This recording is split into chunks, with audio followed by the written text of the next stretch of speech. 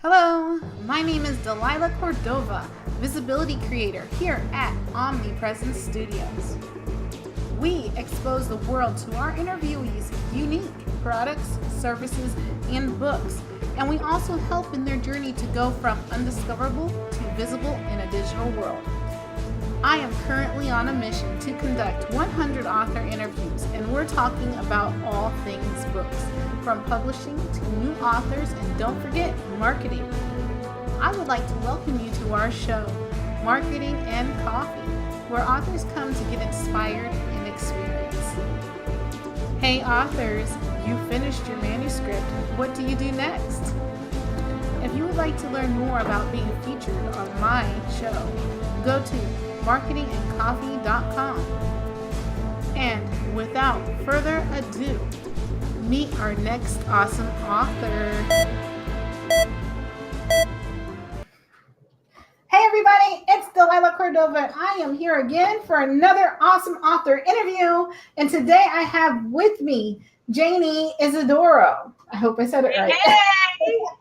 Yay! So I need you guys to tune in. Turn out if you're just now watching this and we already replayed, make sure you hashtag replay. And if you enjoy the content, I need you guys to share this out so that we can hashtag support this author. So, Janie, go ahead and tell them about you and your awesome author book. Awesome author life and your book. I believe I had it right here. Let me take you. Yeah, hold on. I was going to pop it up on the screen. Okay. That's me. There I am. So you can find me there. There you go. Take you. Janie by Janie Isidoro. Take it away, dear. All right. Well, what can I say? This is my book. Here it is, guys. Yay. That's 7 years in the making. It took me a year to write it.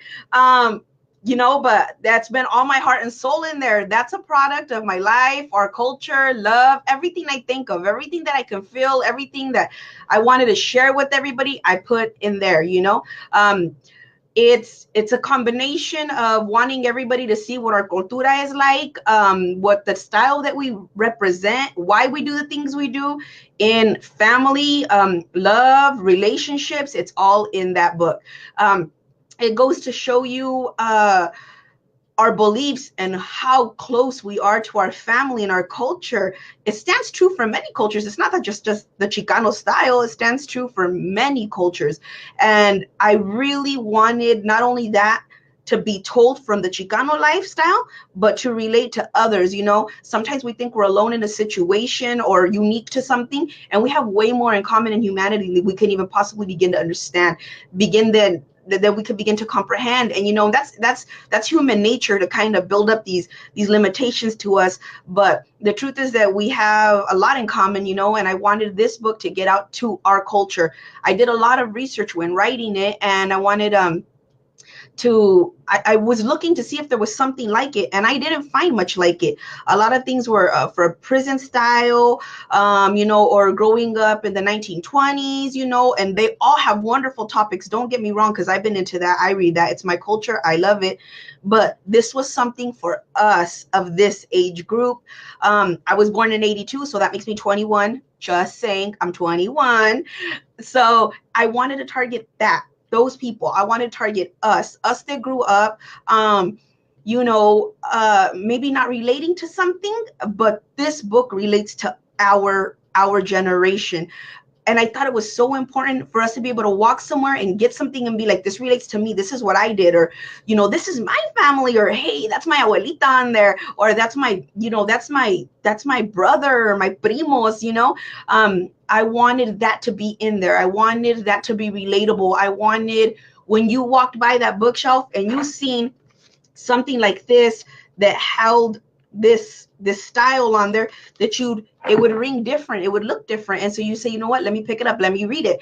And just on that, I just on seeing the style of the cover, I think that would draw them in, as in readers and people that are maybe not Chicano, style, or maybe, Mexicanos, or, us that are Mexican American. Maybe it was for anybody that got intrigued by it. and you'd find something to relate in it, something that maybe you questioned before or you had thoughts of and ideas of. That's where I thought this would come in. I thought this would be super helpful for that, for us to be able to grasp each other and know that, hey, you know what? It's not just me. You know, other people do the same thing, or, you know, other families are the same. Or if you didn't come from that family that wasn't close knit or had issues, this would relate to you, you know?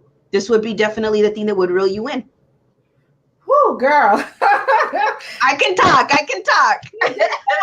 You guys, wow. I need y'all to give us some hearts and some likes and let Jennie know that you loved her whole book. I liked it. John is asking, what is a Chicano? I haven't heard that term since the 70s. Oh, man. It's because you're not from the Central Valley, Mr. John. That's why. So, being a Chicano means that you're pretty much you're Mexican American, right? A lot of people are going to interpret it as they want. You're going to get people are going to be like, that's not a Chicano. But to us, to me, being a Chicano is being raised real Mexican. The Mexican parents are getting the chanclas to the dome, you know, you're not going to be out past 8 o'clock, and we're all sneaking out the window. But it's being Americanized, you know, having that American upbringing as well, you know. It's being the best of both worlds. It really, truly is. Being Chicano means being super culturized, but with your own twist in it. That's us. We're the twisted people. That's us. I had to put it, AKA chanclas equals sandals. Yeah, there you go. Oh, my bad. You know what? I will translate. I will do my best to translate. I have a bad habit of mixing the English and the Spanish, but I will do my best to translate. I will. Yes, a chancla to the dome means getting a sandal to your head.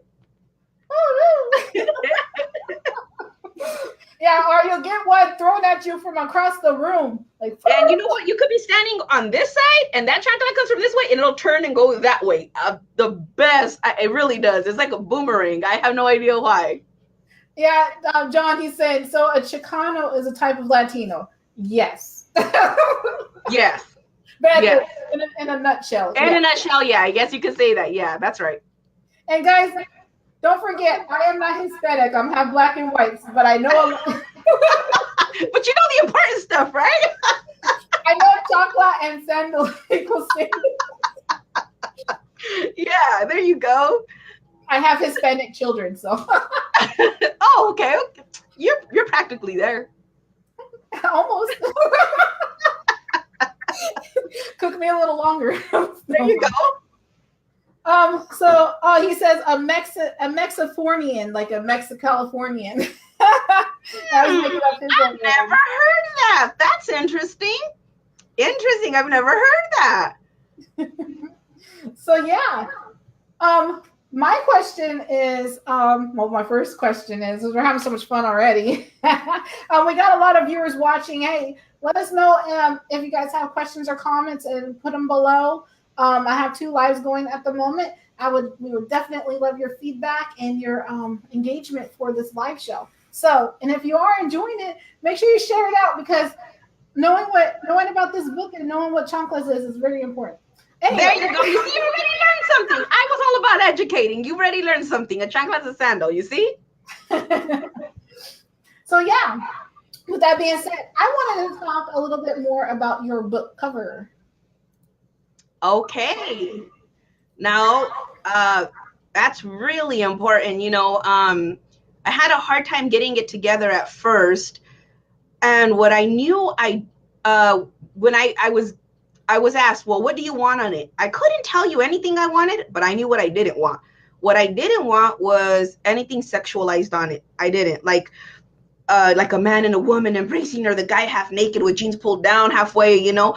I didn't want that. I didn't, because yeah, it does have romance in it. For sure, it's a love story, but that is not, I didn't want to sell sex. Sex sells, and that's not what I wanted people to see when they seen the book. I did not want that.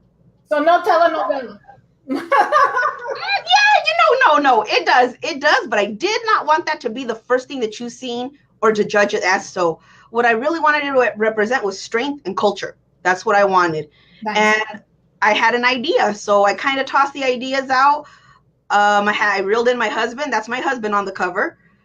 Oh. And I just did a little bit of, he has tattoos on his arms, and we took those out, and then we put him on the cover, and I thought, okay, we're getting somewhere.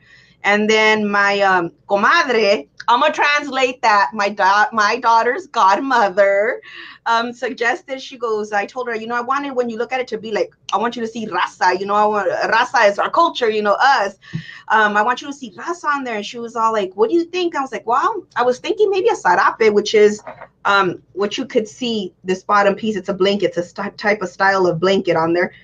And I told her, maybe a sarape or something. She was, you know what? Why don't you have the sarape sweep from the front to the back? And this way, your book's on there. I've never seen a book with that. And I was like, you know what? Let's do that. So then I kind of tossed that in there, but then I had a hard time putting it together. So I brought in my 15-year-old son, and I told him, what do you think about this? And he's like, I think I have an idea. I was like, you think you could put something together? He said, I think I could try. On his first shot, he got it. And I loved it. I loved it because he did it. It could have been a black piece of page, just a blank page, but because he did it, it was perfect. It was what I thought. I seen it, and I was like, that's it. We do everything together, and the book cover was no different. He's on the inside of the book. My son's there as what is the exact words that it says, what they label it as, a cover design, and it's his name in there as well. Gave homage to my baby, for doing that to me and for helping me out. It's such an important thing. Everything about this book has something that means something. Everything about it, cover was no different. It had to be. I needed it to feel, I'm like home. I guess I needed to feel homey and relatable. That's what I needed it to be, and it came out just like that. The old English at the top, perfect. I felt like he couldn't have got it any better. He did an awesome job. He's 15, he's never done anything like that, but kids nowadays are super tech savvy, and something I'm not, but he did it, and it was perfect. Yeah, it's awesome. I like the cover. I think it's interesting. And it looks like it's been, edited just the right way. So with the blanket or on the bottom, it gives, it's like about Hispanics, and that, it's let me take you, una historia de familia y amor, and I like it. I had to have that Spanish in there. I was afraid of putting too much, and people would be kind of deterred, like, oh, is it all going to be in Spanish? But then I thought, you know what? If they see it and they like the cover, and then they read the back of it, the back's not in Spanish. It has some Spanish words because that's how I talk, and I really wanted to stay true to my style. I did. There was no switching. There was no negotiating it. But it's okay. Spanish is sexy. It's like French, huh? I know. Pero cuando tú dices algo en español, es tan rico. Yeah, right. Yeah, they could be telling you was anything bad, and you'd be. Yep, that's right. It is like that. Yeah, no doubt about it. But I think it's great. I think it's awesome that you stuck to your culture and stuck to your guns with what you wanted to do with it. And I think it works. It's interesting because you don't know exactly. He's like, let me take you. And you're like, you don't know if it's a suspense or if it's romance a little bit. He's working on a car. You know what? I like that.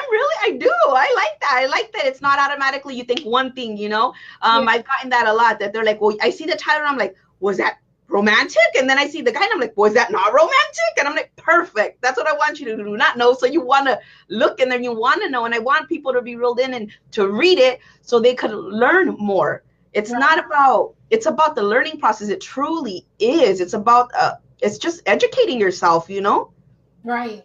For sure. So I like it. It's interesting to me because you don't know exactly what's going on with it. You don't know if he's, starting a car or trying to fix the car so he can take me, or what's he doing. Take me. I'm not going to fight the feeling. Take me. Just tell me and I'm going to go. Wherever you want, let's go. This is the late night marketing and content. Hopefully the kiddies are asleep.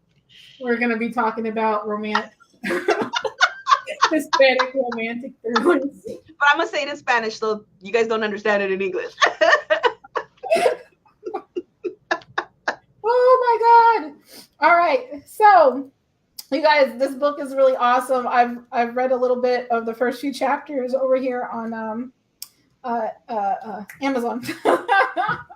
And it's, from what I can tell, like I gotta go and buy it, the one click on Kindle so I can finish. Yes, do it. you know what I like about it most is that the way you wrote it is it's broken up into smaller chunk chapters. It's not like really super long chapters.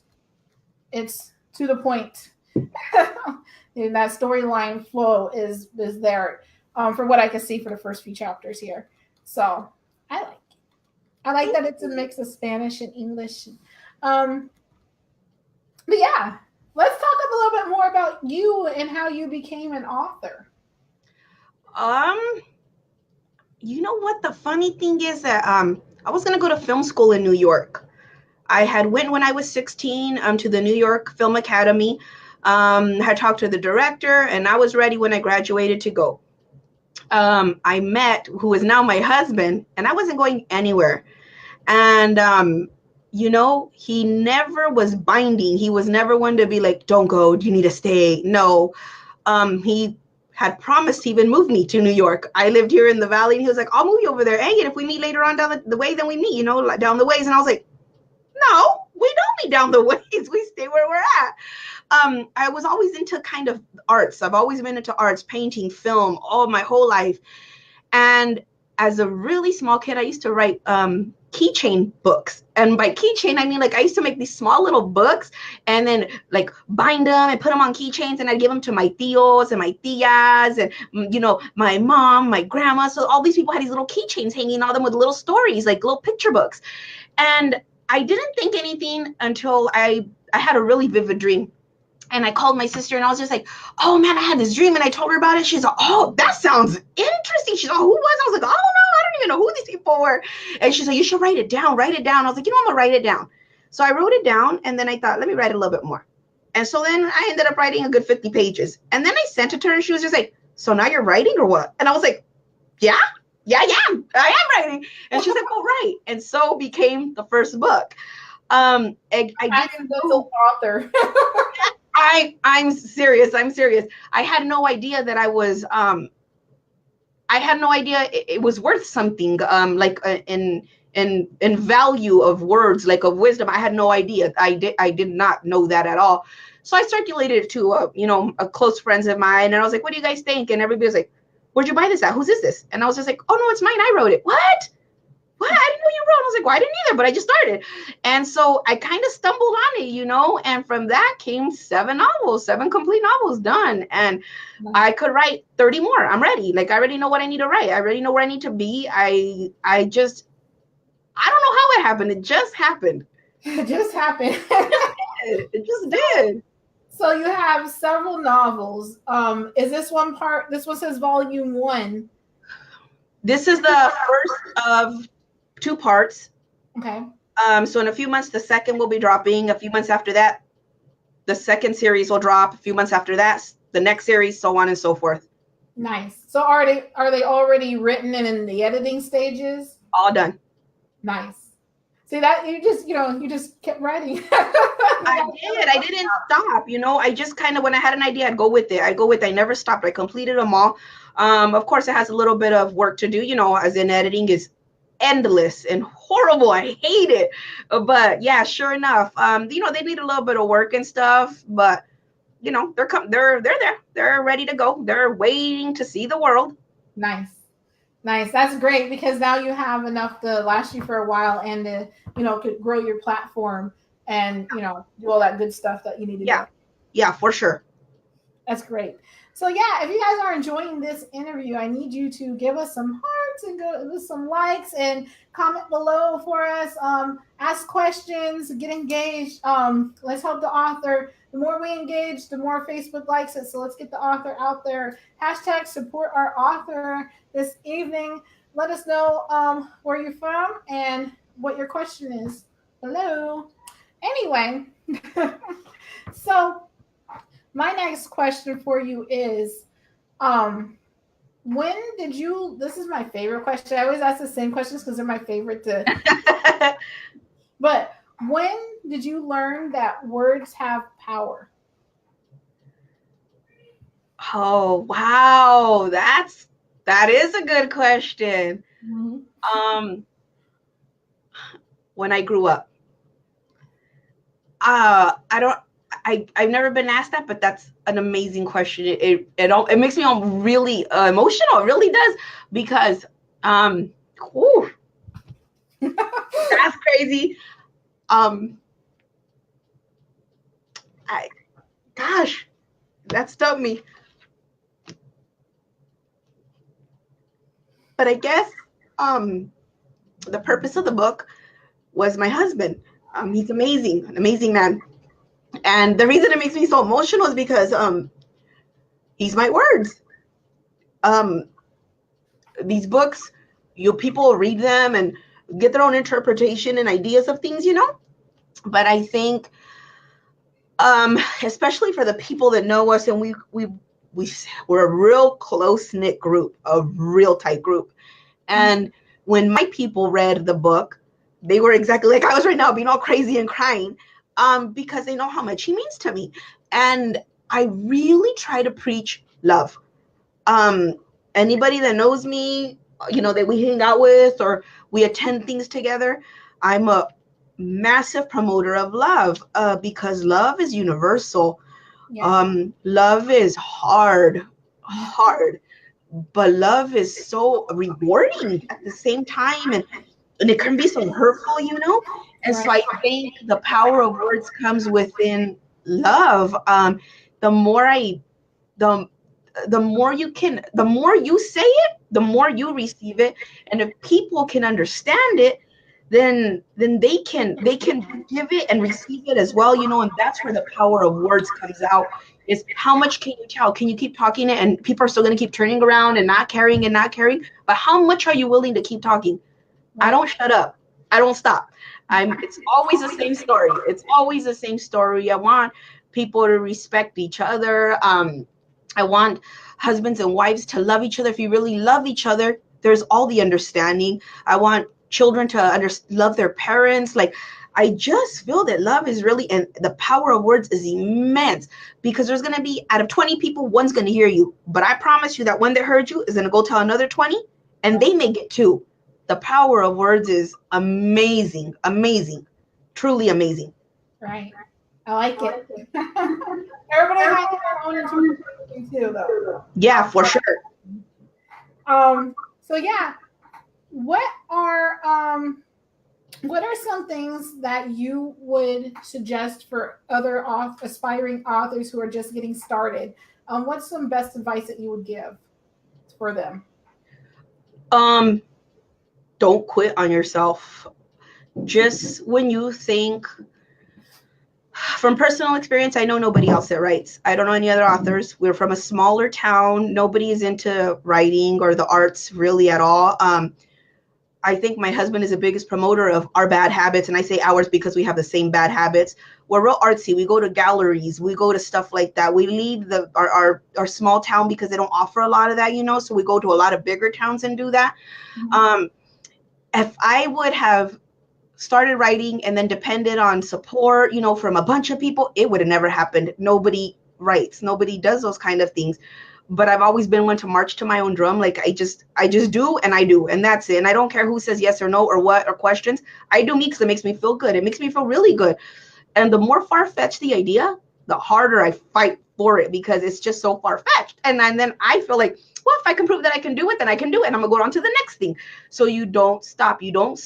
Even if you write that first manuscript and it's horrible and ugly and it don't make sense. I'm talking about this book that I wrote was that book. It was horrible. It was just mashed in. It was all these ideas and I just wrote like crazy and nothing made sense. And it was horrible. I had the same word repeated a million times. But because I kept at it and I did like 7 cuts on my own, it was worth something. When I knew it would be. I just needed to get it there. That took 5 years. Wow. I wrote it in less than a year, but 5 years to get it out there, to even get it printed, because it just needed a lot of work, but I didn't stop. Beautiful. Don't stop. You don't give up. You go. For sure. I like it. I want to talk a little bit about your accomplishments. You've been published in Latino LA. Yeah. You have several short stories in publication, or circulating publication, right? Yeah. So how did that feel when you got into Latino LA and your works are starting to get noticed? That was unreal. It was unreal. I had submitted to some other spots and they didn't like the style. They wanted it to be general Latino, not Chicano. They didn't want me to centralize in one culture, like in one style like that. They wanted me to kind of make it broader so they could get more sales and more people to clicks and all that stuff. And from the get-go, this has never been about sales or clicks to me, ever, ever, ever. It's been about getting what had to be shared out, because the right people that was going to need it was going to find it, and they were going to gain something from that education that they were going to get, whatever it was that they found of use. When Latino LA took it in, I wanted to drive to LA and meet the editor and give him a hug and a kiss and tell him how much I loved him and how grateful I was, because it meant the world to me that it was a short story published. And it was about a girl that was lost, completely lost. And she just happens to run into the right person in one spot in her life. And that's how it is. So it was unreal. It was unreal that they did that. I still to this moment feel the same way. If I wouldn't go to jail, I would go and hug him and kiss him. I would, because I am forever grateful for those opportunities. It's just one person taking one leap of faith can change your whole universe. It changed it to me. It changed it. Nothing changed financially or anything like that, but it changed to me, to my world. That changed me. I thought if I can get it into one, I'm gonna get it into two, And so it was an amazing opportunity that they launched. They posted or published 2 of my stories. That was amazing. It's still amazing. It's still crazy amazing to me. Right. I bet. I'll be amazed too. I'll be just excited, like, oh my God. Yeah, I'm in. I don't care what it was. It was cool. I don't care.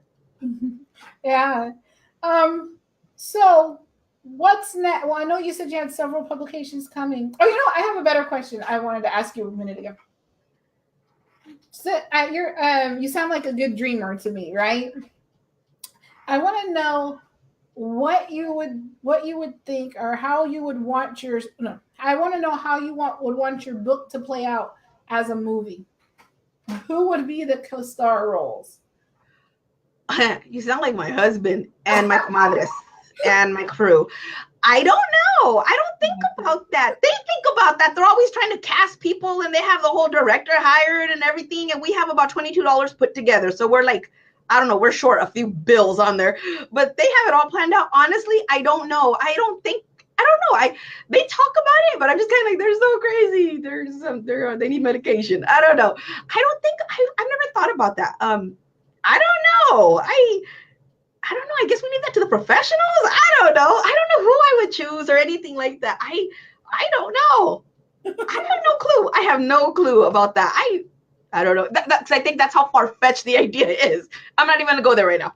Right now, I have to finish here before even going that way. I don't know. Maybe that's why I think that. I don't know. I've never thought about that. I don't know. I really don't know. I have no clue. They need to make a movie about you. My sister-in-law said that we should have a live show. She said it would hit crazy. It probably would, because we're crazy. I'm not gonna lie, we're crazy. That's cool. I don't Tune in, just watch. So awesome. Now we got the Hollywood question out of the way, right? Right. Thank gosh. Whew. We don't know. We don't know anything. I didn't give you anything because I don't know anything. I don't know what to tell you. I don't know what you want to hear from me. I don't know. I hope you never get arrested. They're gonna police on me like, I don't know. What's your name? I don't know. You're be like just asking questions. I don't know. I can't get in trouble if I say I don't know. I can't get in trouble. All right. So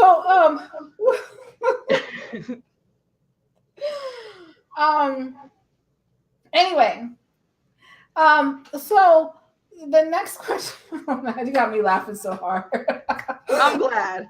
Glad. The next, I wanted to talk about how your family, and to give them a little bit of a shout out in your accomplishments. And let's talk about them and how supportive they've been of your journey. And give them a little shout out. Okay, I kind of suspect my husband didn't believe me when I started writing. He would never admit to that because he's not in the business of hurting my feelings at all. Really, he's not. He would never admit to that, but I suspect. But I think he started believing it once I hired the editor. And then I had, like said, I had this whole agenda of things that I had to get done. I really stuck to it. Then he was just like, okay, we are doing this. And I say we because we do it all together. Me, him, and our 3 kids, we really, to goodness, do everything together. If he didn't give me the material to write, there would be no books. He's the material. They're all different versions of him. It's all different styles of him. It's his compassionate side, his stronger side, his wild side. They're all different versions of him. You won't get in the book one character that's him to the teeth. They're all different versions of him, but nevertheless, all him. All of it's him. Without him giving me that material that would be close to my heart that I would think, you know what, somebody needs to know this, there would be no books. So hands down to him for being awesome and amazing and an amazing husband for the last 18 years that he's given me that material to be worthy of it, because at the end of the day, I respect him very much. He's a loyal friend of mine, the one who's caught me at the worst and at the best. And he's been there. He doesn't go anywhere. He doesn't, he's always got my back. So that takes a lot because I'm a lot. I know you don't believe that, but I am. It takes a special person to handle that kind of person. And my kids they're everywhere in my books. They're all in my books. They don't come as kids all the time. They come as different people, as different attitudes, as different people that get expressed, and they're all different versions of them. The wonderful thing about writing is that you create your own world. So my 7-year-old is a 32-year-old woman in my book. My 15-year-old son is a 24-year-old brother in my book. They're my material. They're everything. They stayed up when I was editing. They would come into my office that I'm in right now and be just doing funny things or giving me ideas. Yeah, I would walk out there and be like, I don't know how to say this. How would you guys say this? What would you guys do with this? My daughter's 7, but she has such a creative mind. Kids are most creative. They're the most creative. And so it would turn into hilarious. I would put her 7-year-old reaction into a 35-year-old male. And it was hilarious, just hilarious. The things she would react and say, So it's them. They're at the end of the day. They're the ones that wake up and go to sleep to it every single day. They're the troops. They're the champions in this. They truly are. My name's on that book, and my son's is on the cover, but it's a family affair, no doubt about it. All 5 of us wrote this. All 5 of us did this, no doubt. I wish I could have put all our names on that title, and on that cover like that. I truly do wish, I really truly God wish I could have, but hey, that's not the way it works. But it's them. It's all hands down to them that they give me this wisdom and this knowledge and to do that. It's them. That's all them. All of them in there. All right. Let's give them a round of applause. Yay! So, yeah. With that being said, I have one last question. Okay. It's late, guys. One last question. Oh, sorry. And that is, what is something that you struggled with, but were able to turn it into a triumph along the way as an author? As an author. John Boltman's giving us some clap. Oh, yay, thank you. I think I said already how much I hated the editing. It was ridiculous, horrible, tooth pulling. I hated it. But no lie, once I seen that book printed, it was worth those sleepless nights, those tears, the being angry at something messing up. At one point, my manuscript was completely almost done, and I deleted it by pure accident. And I called the planet crying and upset and devastated. And I did not have a backup.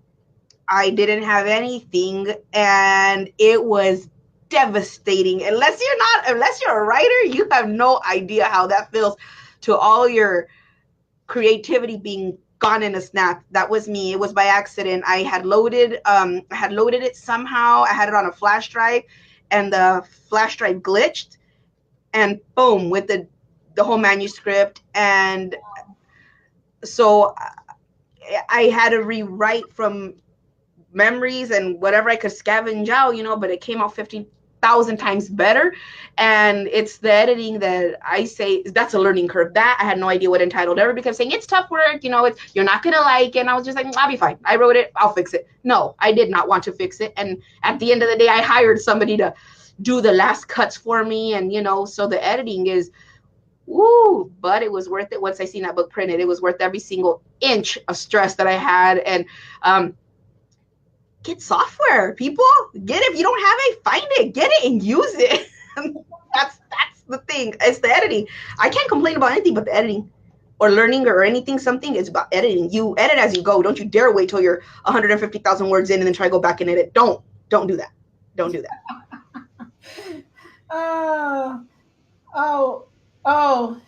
John Boltman, he says something. You were sucking gas. Sucking gas is an awful, awful feeling when it comes to computers. Okay. Yes. Yes. Well, anyway, Janie, I want to thank you so much for coming on with us this evening. And I want to thank all those viewers who tuned in and commented and liked our videos and shared. I really appreciate it. I know Janie does as well. If you're just watching the replay, make sure you hashtag replay. And Janie, I would like for you to tell them where they can connect with you at, and basically how they can reach you. So yeah, guys, you can find me on, I have a Facebook under Janie M Isidoro. That's where you could find me at. I'm most active there. It's just easier for me to get all angles through there, I guess. That's why I have an Instagram. That's not under my name. That's under my eyes y corazón. And that's all my work. I do photography. I'm a writer. We have a store that we run. We're a jack of all trades. And I say work because, like I said, it's a family business. We do everything together. We do this together as well.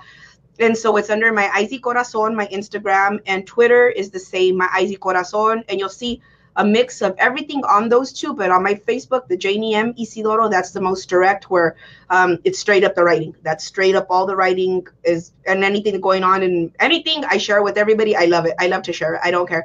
I think it's so fun to be part of something more big. And this is definitely a hustle from not just me. It's anybody who's going in there and reacting and seeing my stuff. That's just one more person that's being enlightened some way of some sorts of learning something, anything. So it's a hustle for everybody. We're all doing this. It's all of us doing this. It's not just me. It's everybody.